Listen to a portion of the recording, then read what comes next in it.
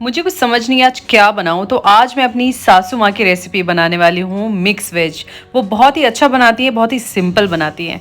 तो welcome back to our channel. कैसे हैं आप लोग? और सुबह का टाइम है, हमने ब्रेकफास्ट कर लिया है। तो सबसे पहले जो मैं करूँगी वही वेजिटेबल जूस। जूस के बाद ही मैं फिर आगे का काम करती हूँ, क्योंकि थोड़ी सी मुझे ब्लड की कमी लग रही है बॉडी में। तो मैं आजकल बीट रूट, गाजर ये सब मिक्स करके जूस ज़रूर से ज़रूर लेती हूँ, और सैलड भी लेती हूँ ये सब कट करके। तो चलिए पहले जूस पी लेती हूँ, उसके बाद मैं वो वेजिटेबल बनाऊंगी जो मैं कह रही हूँ। मेरी सासू माँ बहुत अच्छा खाना बनाती है, वो भी बहुत कुछ उनसे ही सीखा। और बस आज मेरा दिल किया कि अपने हस्बैंड को अगर खुश करना है मुझे, तो उनकी माँ के हाथ का जो खाना होता है वैसा वाला बना के दूँ। तो आप लोग भी रेसिपी देखिएगा, क्विक रेसिपी है, आप कभी भी बना सकते हैं जब कुछ समझ में ना आए और बहुत ज़्यादा मसाले और बहुत ज़्यादा ऑयली खाना ना खाना हो, तो आप बना सकते हैं। तो सबसे पहले मैं ये वेजिटेबल्स कट कर लेती हूँ और जूस बना लेती हूँ।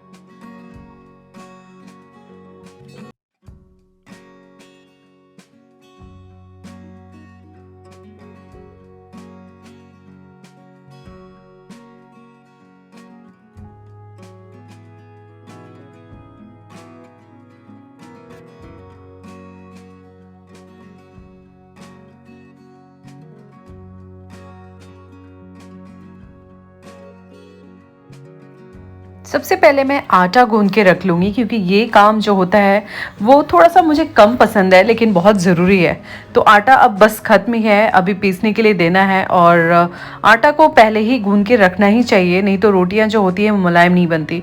तो मैं आटा गूंद के रख लूँगी, फिर जाकर वेजिटेबल बनाने का काम करूँगी।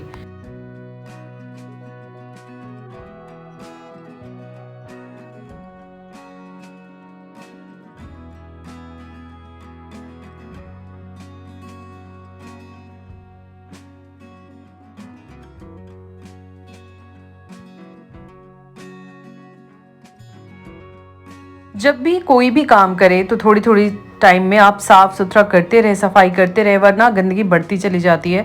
तो आज मैं मिक्स वेज बनाने वाली हूँ। गोभी है, गाजर है, आलू है और मटर है। मटर मैंने छिल के रख लिया है, वैसे बीन्स भी डालते हैं, लेकिन बीन्स मेरे पास नहीं है। तो मैं ये 4 सब्जियों से मैं बनाऊँगी आज मिक्स वेज, जो कि आप सच में देखेंगे कि बहुत आराम से बन जाता है, फटाक से। बहुत ज़्यादा स्पाइसेस नहीं डालते, बहुत ज़्यादा ऑयल नहीं डालते, लेकिन बनता बड़े मज़ेदार है। आप खाकर देखना बनाकर।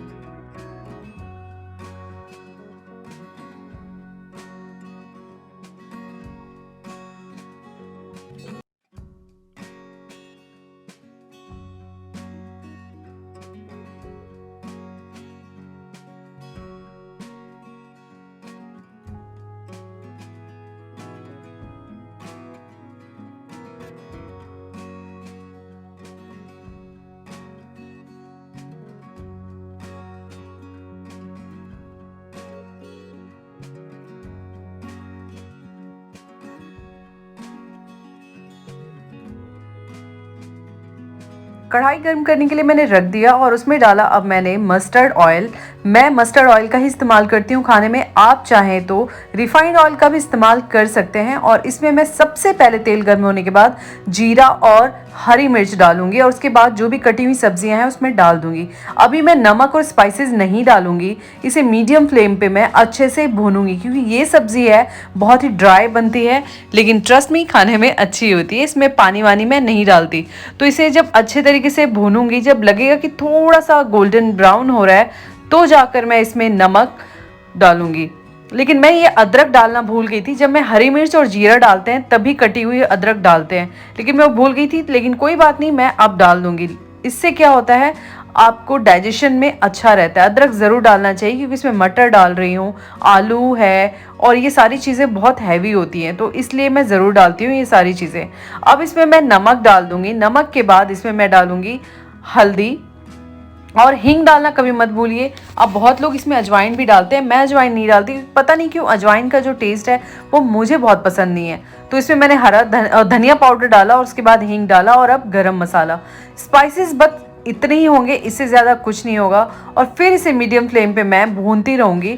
और अब ऑलमोस्ट बनकर तैयार हो चुका है। बीच में मुझे याद आया कि मुझे रायता बनाना है, तो मैं नीचे शॉप पे आ गई थी बूंदी लेने के लिए। अब मेरे बेटे को लग गया भूख, तो इसे मैं पहले खिला लेती हूँ खाना। और इसको इतना स्मार्ट है ना कि ये कैमरा देखने के बाद ना डायरेक्ट कैमरे पे इसकी नज़र रहती है कि मम्मा ने कैमरा ऑन किया है और मैं कैमरे में दिख रहा हूँ। इसको ये सब पता रहता है। तो इसको खाना खिलाने के बाद मैं जा रही हूँ वापस किचन में। ये मैं दही फेंट रही हूँ रायता बनाने के लिए। जब भी आप रायता बनाते हैं, चाहे मिक्सी में या हाथ से, इस तरीके से दही को ज़रूर फेंट लीजिए और बिल्कुल क्रीम के टेक्सचर में बना लीजिए। इसमें मैंने नमक और भुना हुआ जीरा पाउडर मैंने डाला है। और अब मैं डालूंगी बूंदी। बूंदी मैं लास्ट में डालती हूँ ताकि ये बहुत ज़्यादा मुलायम ना रह जाए, क्योंकि आप बहुत पहले अगर डाल दोगे तो बिल्कुल हलवा सा हो जाता है। इसलिए जब खाना हो रायता तभी आप इसमें बूंदी डालिए। अब ये रायता बनाने के बाद मुझे बनाना है सैलेड, तो सैलेड कट कर लूँगी। आज मैं सिर्फ खीरा और प्याज ही कट कर रही हूँ, क्योंकि रायता ऑलरेडी है, तो बहुत ज़्यादा सैलेड्स की ज़रूरत नहीं है।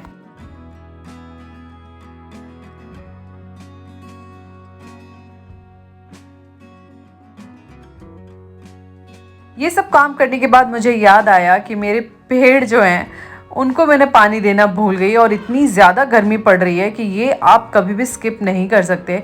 तो मैं वही पानी डाल रही हूँ, और उसके बाद फिर मैं अपने हस्बैंड को लंच दूंगी, क्योंकि वो भी कुछ फ़ोन पे बात कर रहे हैं, काम कर रहे हैं, किसी काम की बात में लगे हैं। तो मैंने सोचा ये काम मैं पहले कर लेती हूँ, उसके बाद मैं फिर जाकर लंच सर्व करूँगी।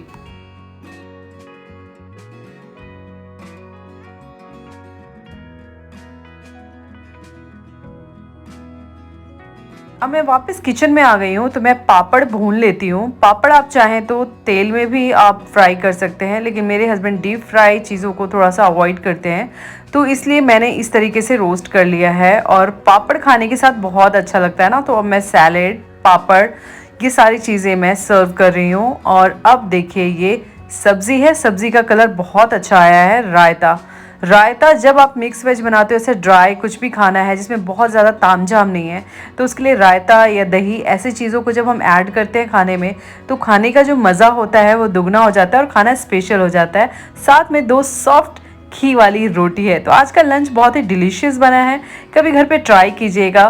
कुछ भी ना हो, सिंपल ही खाना हो, लेकिन प्यार से बनाएंगे तो फैमिली को भी पसंद आएगी, और आई होप कि मेरे ऑडियंस को भी पसंद आएगा।